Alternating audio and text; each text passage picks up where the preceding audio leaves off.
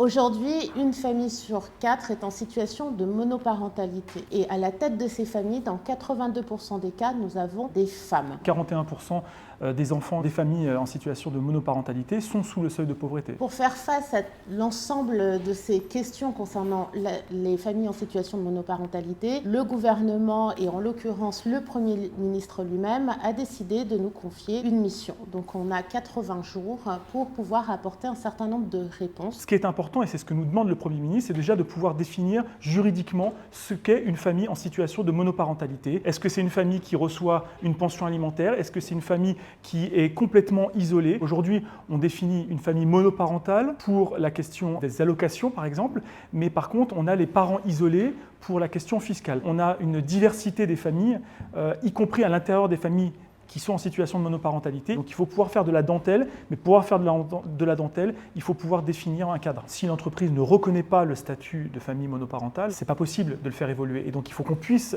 accompagner, il faut qu'on puisse sensibiliser les entreprises. Si mon employeur ne fait rien parce qu'on n'a pas décelé que j'étais en situation de monoparentalité, je vais devoir m'absenter peut-être un peu plus régulièrement pour gérer à un moment donné un certain nombre de choses en lien avec mes enfants, et petit à petit je vais décrocher, je vais avoir un arrêt maladie, et peut-être que je vais décider de quitter mon emploi en me disant que les aides pourraient être suffisantes. Moi, je suis famille monoparentale depuis 20 ans, depuis la naissance de ma fille. Au moment où on se sépare, on est obligé de gérer autrement le temps. Donc là, il faut que les entreprises soient en capacité d'offrir de la souplesse pour que la famille ne soit pas dans l'obligation finalement de quitter la sphère du travail. Sur des populations, par exemple, d'agents techniques de ménage, on pourrait facilement proposer un décalage des horaires, qui est un enjeu aussi de la transition professionnelle. Comment je peux progresser aussi tout en ayant des enfants à charge, parce que moi je l'ai été, c'est-à-dire que j'ai pu me former, mais j'étais maman solo, mais que d'un enfant j'étais déjà cadre, donc avec un certain nombre de facilités. Mais quand vous êtes femme de ménage et que vous souhaitez évoluer dans les 3-4 ans, que vous devez vous former, que vous avez 3 enfants à charge,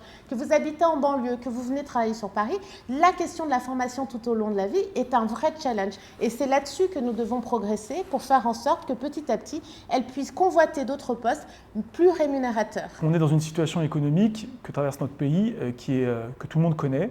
On doit faire des économies. Et en même temps, on doit répondre à une plus grande demande sociale, sociétale aussi dans notre pays. Et donc, c'est l'enjeu de notre mission, c'est de faire en sorte que d'avoir des préconisations, des propositions qui soient réalisables. Faire des propositions dont on sait pertinemment que pour des questions financières, elles ne pourront pas être applicables, ça serait un échec pour notre mission. Ce qu'on veut, ce n'est pas seulement de la communication, ce n'est pas seulement les sortir de l'ombre, ça c'est évident que c'est la base, mais ce qu'on veut, c'est surtout améliorer leur quotidien. Et donc, si ça passe par du réglementaire, si ça passe par un projet de loi au nom du gouvernement, ça nous va bien. Si ça doit passer par une proposition de loi, à la fois à l'Assemblée avec Fanta ou à la fois avec moi au Sénat, et ben, tant mieux, quelle que soit la voie, en tout cas on empruntera. Et s'il y a plusieurs chemins pour arriver au résultat, on empruntera tous les chemins.